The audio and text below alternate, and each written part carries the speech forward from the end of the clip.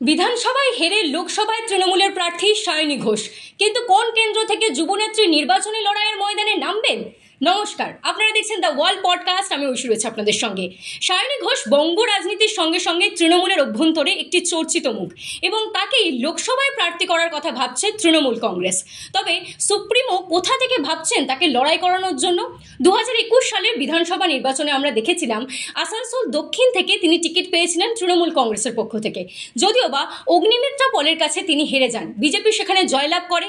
তারপরে একাধিকবার মমতা বন্দ্যোপাধ্যায়ের কণ্ঠে ক্ষোভ শোনা গিয়েছিল এই বিষয়ে। যুবনেত্রী সেখানে হেরে যাননি, তাকে হারানো হয়েছিল, এবং তারপর থেকেই জোর জল্পনা ছিল তবে আবার টিকিট পেতে পারেন সায়নী ঘোষ।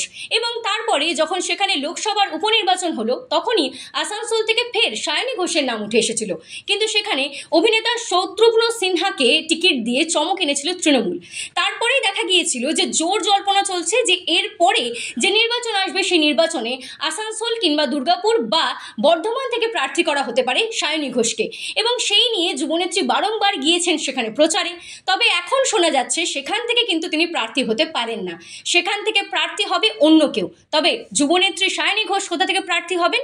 তিনি প্রার্থী হতে পারেন যে কেন্দ্র থেকে, সে কেন্দ্র একেবারে রয়েছে জল্পনার তুঙ্গে। বারংবার উঠে এসেছে সংবাদ শিরোনামে বিভিন্ন কারণে। হ্যাঁ, ঠিকই ধরেছেন, যাদবপুর কেন্দ্র।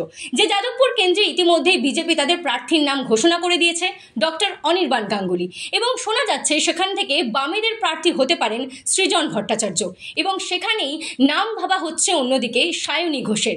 সেখান থেকে যে মিমি চক্রবর্তী অর্থাৎ বর্তমান সাংসদ অভিনেত্রী টিকিট পাবেন না তা ওয়ালে আগেই প্রকাশিত হয়েছিল, এবং তারপর থেকেই কৌতূহল ছিল তাহলে বিকল্প মুখ হিসাবে সেখান থেকে প্রার্থী কে হবেন।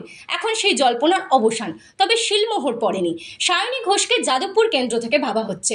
আবার তৃণমূলের আরেক সূত্রের খবর যে সেখান থেকে শোভন বৈশাখী জুটির মধ্যেও একজনকে ভাবা হচ্ছিল, কিন্তু সন্দেশকালের ঘটনার পরে সাংবাদিক বৈঠক করে তারা যেভাবে ক্ষোভ উগড়ে দিয়েছেন, তারপর থেকে তাদের টিকিট পাওয়ার আশা একেবারেই ক্ষীণ। তাই যাদবপুর কেন্দ্র থেকে সায়নী ঘোষকে টিকিট দেওয়া হতে পারে। কেন হতে পারে? তার বিভিন্ন কারণ রয়েছে, যার মধ্যে অত্যন্ত গুরুত্বপূর্ণ একটি কারণ হলো সায়নী ঘোষ শুধুমাত্র একজন অভিনেত্রী বা প্রার্থী নন, তারই সঙ্গে তিনি তৃণমূলের যুবনেত্রী, তারই সঙ্গে তৃণমূল যুবর সভানেত্রী। তাই সেক্ষেত্রে তাকে দলীয় বিভিন্ন কাজে দলের সঙ্গে যোগাযোগ স্থাপন রাখতে হয়। তাই দূরে যদি তার কেন্দ্র হয় এবং সেখান থেকে তিনি যদি জয়লাভ করেন, তাহলে তাকে কনস্টিটুয়েন্সি থেকে যাওয়ার জন্য কলকাতা থেকে দূরত্ব বজায় রাখতে হবে, এবং কলকাতার সংলগ্ন এলাকা যাদবপুর। তাই ঠিক করা হয়েছে সায়নী ঘোষকে যাদবপুর থেকেই প্রার্থী করতে পারে তৃণমূল। 2019 সালের লোকসভা নির্বাচনে আমরা দেখেছিলাম তৃণমূলের পক্ষ থেকে কিন্তু সর্বাধিক মহিলা প্রার্থী দেওয়া হয়েছিল। এবার তার সংখ্যা বাড়বে এমনটাই খবর ছিল রাজনৈতিক মহলে।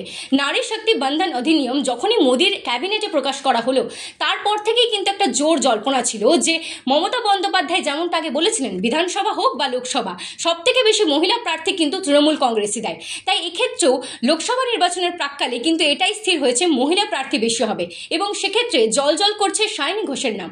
যাদবপুর কেন্দ্র থেকে তিনি প্রার্থী হন কিনা সেই দিকে থাকবে আমাদের নজর, কারণ তালিকাতে তো অনেকেরই নাম থাকে, আলোচনা তো হয়ই অনেককে নিয়ে, কিন্তু অবশেষে সেই তালিকায় যদি তৃণমূল সুপ্রিমোর শিলমোহর না পড়ে তাহলে তিনি প্রার্থী হতে পারেন না। তাই যাদবপুর কেন্দ্র থেকে এবার সায়নী ঘোষকে প্রার্থী করা হয় কিনা সেই দিকে থাকবে আমাদের নজর।